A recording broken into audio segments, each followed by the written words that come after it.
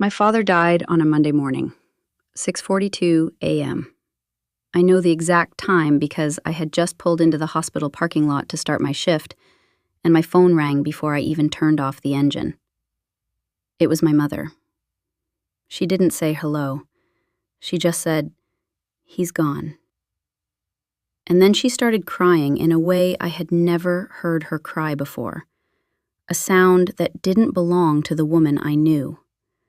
A sound that belonged to someone much younger, much more frightened, much more alone. The kind of sound that lives inside a person for decades and only comes out when the worst thing finally happens. I sat in that parking lot for 6 minutes. I know because I watched the clock on my dashboard. 6 minutes and 20-something seconds. I couldn't move. I couldn't think. I just sat there with the phone still in my hand and the engine still running and the heat blowing on my face. And I thought, he was here yesterday. I talked to him yesterday. He asked me if I'd remembered to get my oil changed. He said the weather was supposed to turn. He said he'd slept better the night before and that the new medication was helping. He seemed better. He seemed like he was going to have more time. His name was Gerald Raymond Kowalski. He was 71 years old, and he had spent the last 4 months in a hospice facility 20 minutes from our house. Lung cancer. Diagnosed in August, gone by February. That's how fast it moved. That's how little warning we had. One day he was complaining about back pain at Thanksgiving dinner, and 90 days later, we were in a hospital conference room, listening to a doctor use words like palliative and comfort care and quality of remaining time. I called my supervisor and told her I wouldn't be coming in. Then I turned the car around and drove to my parents' house. I had driven that route 10,000 times in my life. The left on Burnside, the right at the light, the long stretch of maple past the gas station where my father used to stop for lottery tickets every Friday. Past the elementary school I attended, the church we went to every Christmas Eve, the pharmacy where he picked up prescriptions every month for the last 3 years. It was a drive I could do in my sleep, and I had done it in a kind of sleep that morning, barely aware of traffic or stoplights, arriving in the driveway the way you arrive at the end of a dream. My mother lived there alone now. She had been alone since October, when my father moved into the facility, and the house felt different when I pulled in. Quieter, smaller somehow, like a place that had organized itself around a particular presence and was now slowly adjusting to the absence of it. The curtains were different. The welcome mat had been replaced. Small changes she had made to keep herself busy, to keep her hands moving, to give herself something to do when the evenings got long. There was a car I didn't recognize parked at the curb, a gray sedan, older, a coat folded on the back seat. I almost didn't notice her at first. I was looking at the house, at the lights on inside, at my mother's silhouette moving behind the kitchen window, that familiar shape moving in that familiar way, making coffee or washing dishes because she always needed something to do with her hands in hard moments. But as I got out of my car, a woman stepped off the front porch. She was maybe 60, wearing scrubs under a heavy winter coat, and she had a shoebox tucked under her arm, held closed with a rubber band. And she walked toward me with the careful, measured step of someone who has done this before, who has stood in other driveways outside other houses and delivered other difficult things. She said, "You must be Diane." I said, "Yes." She said, "My name is Patricia. I was your father's primary nurse for the last 11 weeks. I'm so sorry for your loss. He was a remarkable man, patient and funny and..." She paused. She said, "He talked about you a great deal." I thanked her.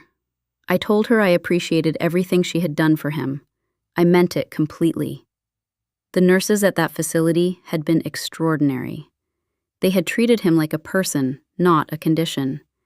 They had sat with him when I couldn't be there, and talked to him about baseball, and let him complain about the food, and laughed at his jokes, even the ones he'd told 3 times already. I would be grateful to them for the rest of my life. We stood there for a moment, in that quiet that happens between strangers connected only by grief. Then I started to move toward the porch steps. Patricia held out the shoebox. She said, "He asked me to give this to you. He was very specific. Not to your mother. To you. He made me repeat it back to him twice to make sure I understood.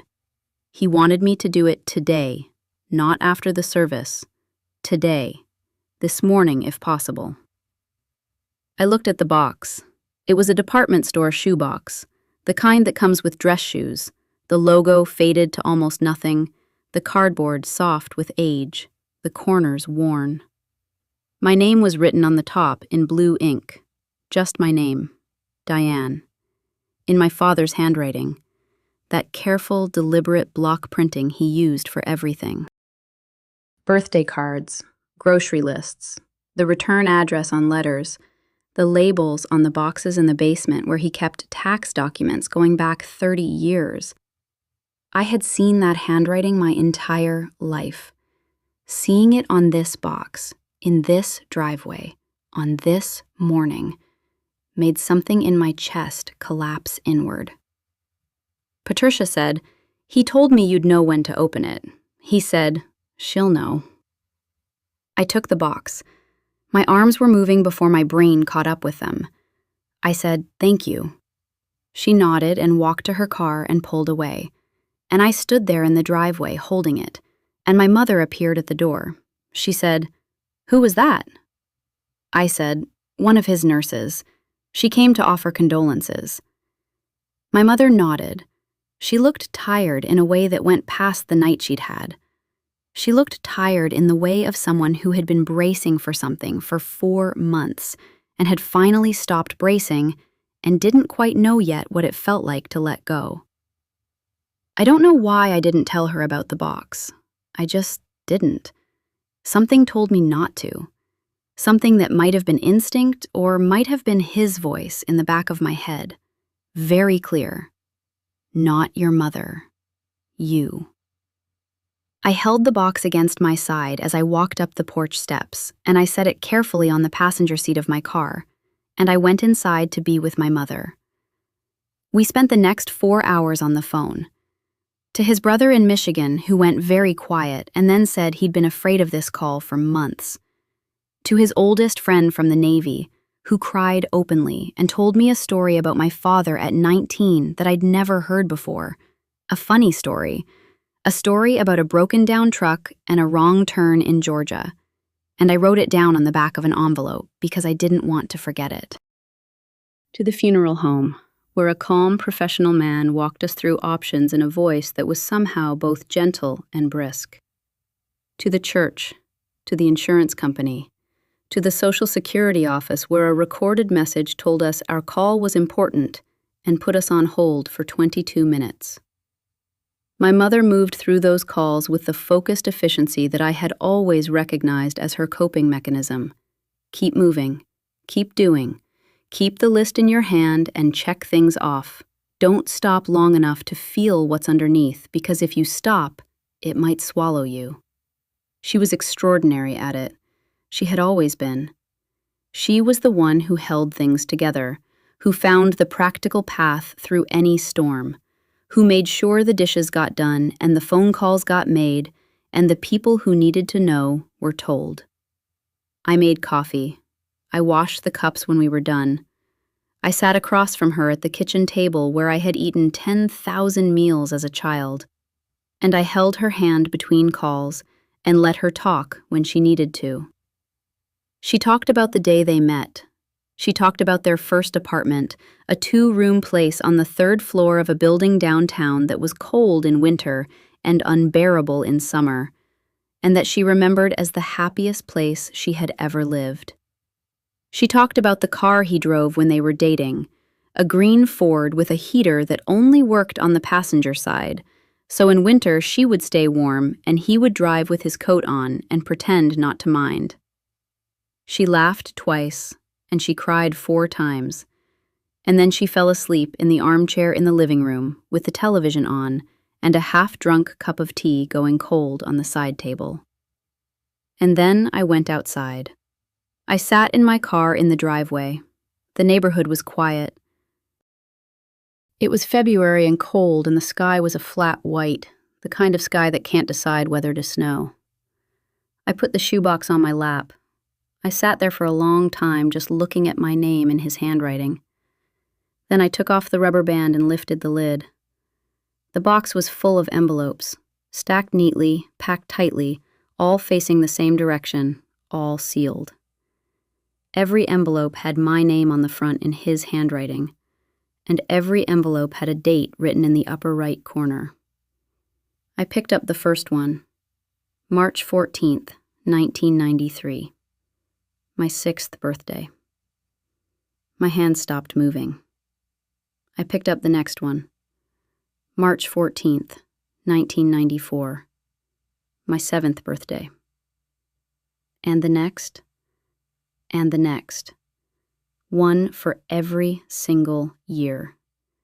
I counted them twice because I didn't believe it the first time. 31 envelopes, 31 birthdays, starting from when I was 6 years old. He had written me a letter every year on my birthday for 31 years, and he had never given me a single one. I don't know how long I sat there before I opened the first one. The flap came open slowly, carefully, because my hands were shaking and I was terrified of tearing it, like it was something that needed to be preserved, like it might disappear if I moved too fast. Inside was a single sheet of lined notebook paper, folded into thirds, the same kind he used for grocery lists. Blue lines, college ruled. His handwriting. March 14th, 1993. And it began. My Diane, you are 6 years old today, and you don't know this yet, but you are already the best thing I have ever done. I pressed my hand over my mouth. He wrote about that birthday specifically, about the cake, yellow with chocolate frosting, the one I had requested for weeks, the one my mother had decorated with pink roses from a piping bag. He wrote about how I blew out the candles and then looked up at him with icing on my nose and said, "Daddy, did I get them all?" And he wrote, "I have thought about that look on your face every single day since. The way you always looked to me first. The way you trusted that I would tell you the truth. I didn't deserve that trust yet. I have spent the years since trying to earn it." I could not breathe. I put that letter down carefully and I picked up another at random. 2004. I was 17. He wrote about driving me to my first real job interview at a bookstore 2 towns over, the summer before my senior year. He wrote about how I practiced my answers the whole way there, reciting them out loud, and how he listened without interrupting. And he wrote, "I didn't say anything because I knew you didn't need advice. You had already done the work. You just needed someone in the car." I have always tried to just be in the car. I don't know if you ever noticed. I hope you did. I was crying so hard I couldn't see the page. I wiped my eyes and picked up another. 2009, when I finished nursing school. He wrote, "I watched you walk across that stage, and I thought about the girl who was afraid of getting a shot at the doctor's office until she was 9 years old. And I thought, look what she did with that fear. She walked toward it until it became her life's work." I am not a man who knows how to say these things out loud. I never have been. But I am writing them down because someday I think you should know exactly what I saw when I looked at you. I sat in that car and I read everything. I read the letter from 1998, when I was 11 and had a hard year at school, a year I barely remembered, but that he had documented with such tenderness, such precise attention, that I could almost see him watching from a distance, keeping notes, holding it carefully. There was a girl who had been cruel to me that year. He knew her name. He wrote it down. He wrote, "I wanted to call her mother. Your mother told me not to. She was right. But I thought about it for a long time." I read the letter from 2001 when I turned 14 and announced at dinner that I wanted to be a marine biologist, a phase that lasted exactly 8 months. He wrote about it as though it was the most natural thing in the world. "Whatever she decides," he wrote, "she will be extraordinary at it. She always is. I cannot wait to find out who she becomes."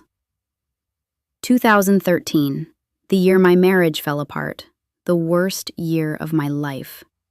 He had written about that too, about getting the phone call from my mother and driving 40 minutes to my apartment at 11 o'clock at night because I had called crying and said I didn't want to be alone. He wrote about sitting on my couch while I talked, and how he hadn't known what to say, and how he'd made tea because making tea was something concrete to do. And he wrote, "I want you to know that I see how strong you are, Diane. Not strong the way people say it when they mean you're not crying in public. Strong the way it actually works. The kind that bends without breaking. The kind that shows up even when everything hurts. You have always had it. I didn't give it to you. You came with it.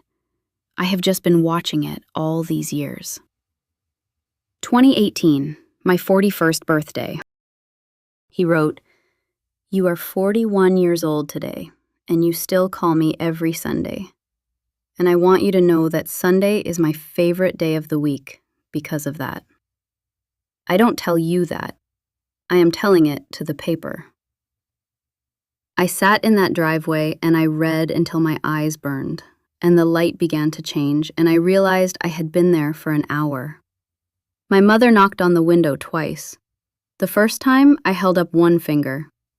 The second time, she pressed her hand flat against the glass for a moment, and I pressed mine back from the inside, and then she went away.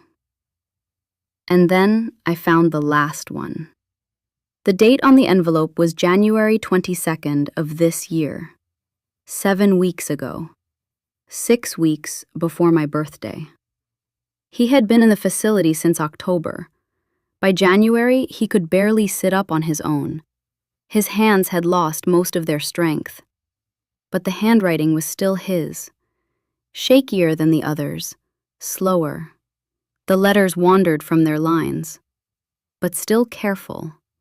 Still deliberate, like every word cost him something real, and he gave it anyway. Because he had decided that this time he was not going to fold it up and save it for later. There was no later to save it for. It said, "My Diane, I don't have a birthday to write to this year.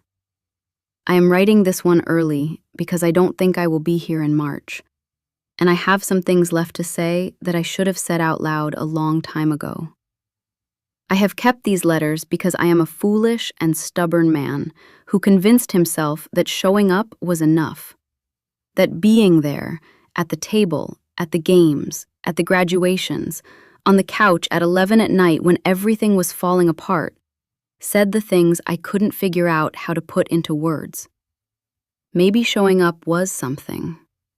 I hope it was something. But I should have given you the words too.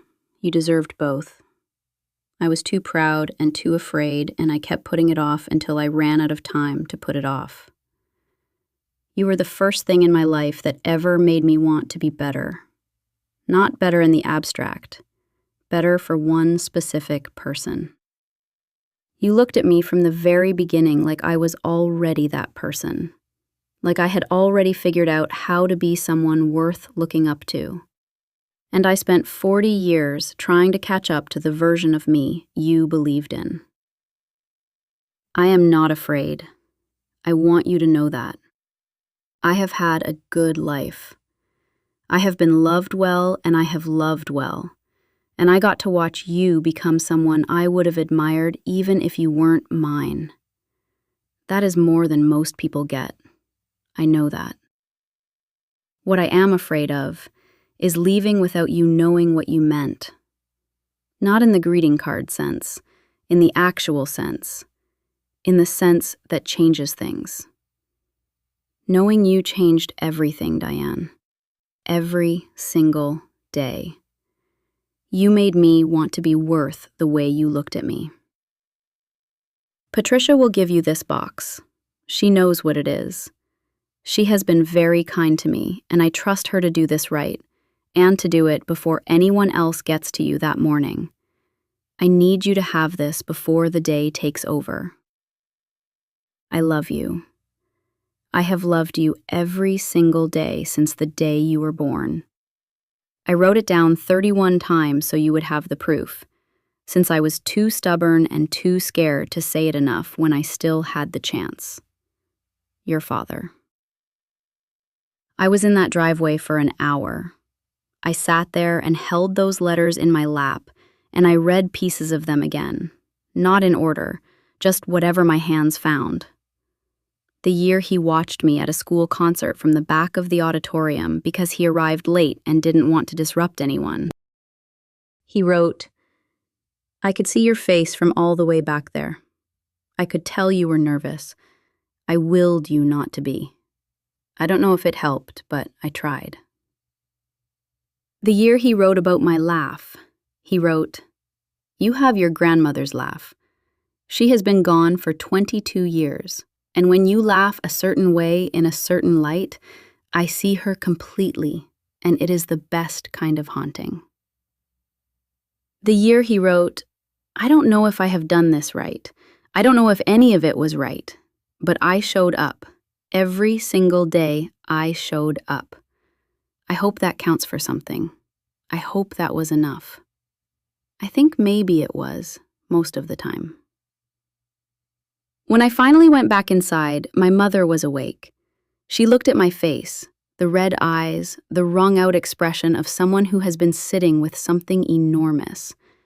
And she didn't ask any questions. She just opened her arms, and I sat down next to her on the couch and let her hold me like I was 6 years old. And for a little while, that is exactly what I was. I didn't tell her about the letters that night. I'm not sure I'll ever tell her everything that was in them. Some of it was for her, too, in its way. The love for her life they built together woven through almost every page. But some of it was mine.